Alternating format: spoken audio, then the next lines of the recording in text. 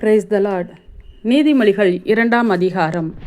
என் மகனே, நீ உன் செவியை ஞானத்திற்கு சாய்த்து உன் இருதயத்தை புத்திக்கு அமைய பண்ணும் பொருட்டு நீ என் வார்த்தைகளை ஏற்றுக்கொண்டு என் கட்டளைகளை உன்னிடத்தில் பத்திரப்படுத்தி ஞானத்தை வா என்று கூப்பிட்டு புத்தியை சத்தமிட்டு அழைத்து அதை வெள்ளியைப் போல் நாடி புதையல்களை தேடுகிறது போல் தேடுவாயாகில் அப்பொழுது கர்த்தருக்கு பயப்படுதல் இன்னதென்று நீ உணர்ந்து தேவனை அறியும் அறிவை கண்டடைவாய்.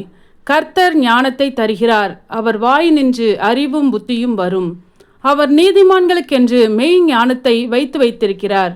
உத்தமமாய் நடக்கிறவர்களுக்கு அவர் கேடகமாயிருக்கிறார். அவர் நியாயத்தின் நெறிகளை தற்காத்து தம்முடைய பரிசுத்தவான்களின் பாதையை காப்பாற்றுகிறார்.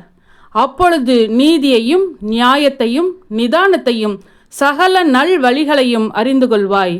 ஞானம் உன் இருதயத்தில் பிரவேசித்து அறிவு உன் ஆத்துமாவுக்கு இன்பமாய் இருக்கும்போது நல் யோசனை உன்னை காப்பாற்றும், புத்தி உன்னை பாதுகாக்கும்.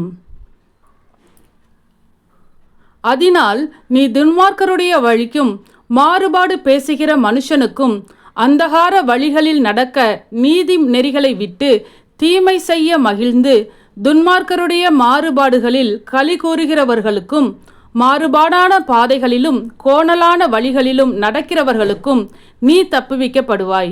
தன் இளவயதின் நாயகனை விட்டு தன் தேவனுடைய உடன்படிக்கையை மறந்து இச்சகமான வார்த்தைகளை பேசும் அந்நிய பெண்ணாகிய பரஸ்திரீக்கும் தப்புவிக்கப்படுவாய்.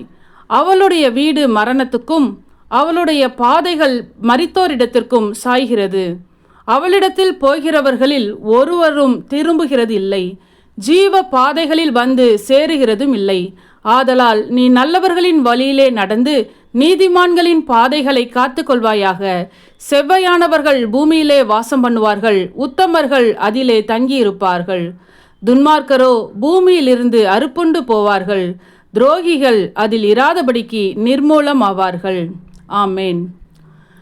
சத்தியத்தையும் அறிவீர்கள், சத்தியம் உங்களை விடுதலையாக்கும் என்ற வசனத்தின்படி அநேகர் சத்தியத்தை அறிந்து விடுதலையாக்கப்பட இந்த சேனலை சப்ஸ்கிரைப் செய்து அநேகருக்கு ஷேர் பண்ணுங்கள்.